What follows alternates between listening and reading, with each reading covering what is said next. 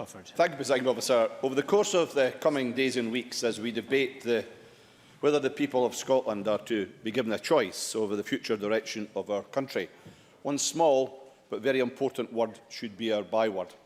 I've heard it used a number of times today. That word is respect. Now, like others, I've read many articles already and comments that contain the language of hatred and division. But we should declare that it's time to stop it, and stop it now. We in this place have a special responsibility and a public duty to show leadership and respect to each other and how we carry out this course of this debate. And I saw a couple of comments last week that I think we would do well to dwell on.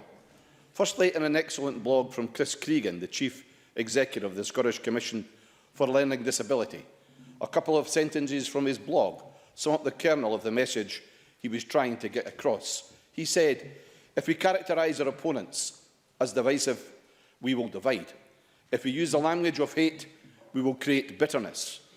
And secondly, an important intervention from the Church of Scotland, where they said there is nothing inevitable about this debate being divisive and acrimonious.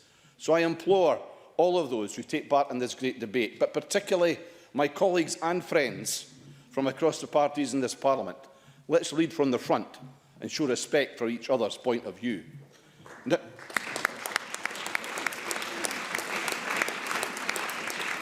Now, yes, of course, the debate will be passionate, it will be hard-argued, and we will vehemently disagree with each other. But that does not mean we need to lead to the use of language that creates division and bitterness. But, Presiding Officer, this debate, at its core, is about the sovereignty of the people of Scotland and the fundamental democratic principle of giving them the choice over the future direction of their country. Presiding Officer, I hope I'm correct in the belief that the sovereignty of the people of Scotland still extends beyond the seats occupied by the members of the Scottish National Party and the Green Party. I also understand fully there will be those in this chamber, for their own legitimate reasons, who believe that the UK Parliament is sovereign. However, for those of us who believe in the principle of sovereignty of the Scottish people, I cannot see how we can come to any other conclusion. We have to enable our citizens with the right to choose their future. Now, I know too there are those in this chamber who argue that the people of Scotland have already decided in 2014 that they do not want Scotland to become an independent country. Let me be clear that myself and my colleagues all accepted and respected that result.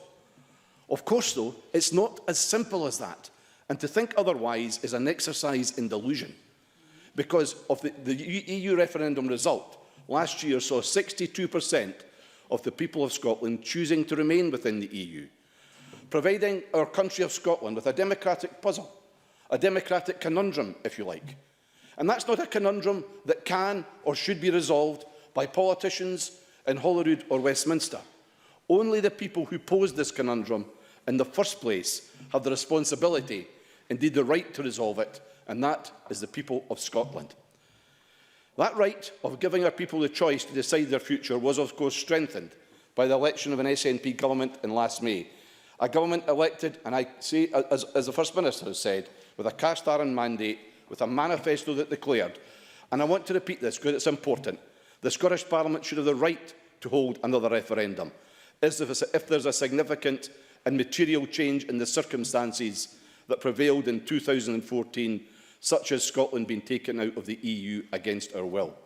Now, in a delicious irony, the right of choice for our people was given even greater weight as a result of the arguments deployed by the defenders of the Union themselves during the 2014 referendum.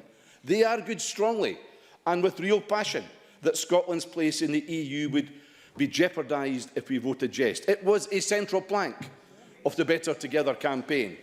It was a central plank of the Better Together campaign, a position that was neatly summed up in a tweet for the Better Together campaign on the 2nd of September 2014. What's the process for removing our EU citizenship? Voting yes. A position that was being very neatly summed up by that. Well, as it turns out, voting no in 2014 has proved to be the option of guaranteeing the removal of our EU citizenship. I'm not taking intervention today. We've got plenty of time over the next 2 days for lots of people to contribute to this debate in a sensible way. Presiding Officer, as the First Minister of Scotland has rightly said, as soon as it is clear what the shape of the Brexit deal actually means for Scotland, then the people of Scotland have the right to have their sovereign voice heard. Our people did not choose the hard Brexit route being proposed by the most right-wing government that's existed in this country at any time during my lifetime. The next 2 years will decide Scotland's future. Westminster will get its say on the outcome of Brexit, the European Parliament will get its say on the outcome of Brexit, and the 27 other remaining countries of the EU will get their say on the outcome of Brexit. Yet our citizens are to be denied? I don't think so. They have the right to make their choice, to have their voice heard over the future direction of their country before it's too late for them to change direction. For those of us who believe in the sovereignty of the people of Scotland, I say at decision time tomorrow, vote to let the people speak.